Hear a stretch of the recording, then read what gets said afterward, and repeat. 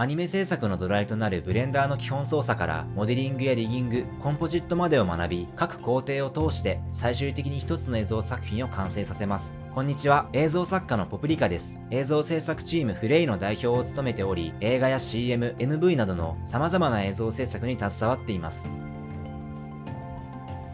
キャラクターのポリゴンモデリング、コンポジットなど、アニメ制作に必要なブレンダーの機能と操作方法を実際の制作の流れに沿ってお教えします。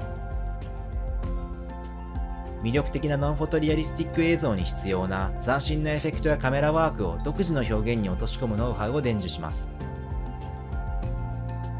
多くの仕事で培った効率よく良い作品を作るためのノウハウや考え方を実際の作業工程を通じてお伝えします。映像制作のプロセスや細かなポイント、全体像を把握し、最終的に自分の力で映像を作れるようになってもらえたら嬉しいです。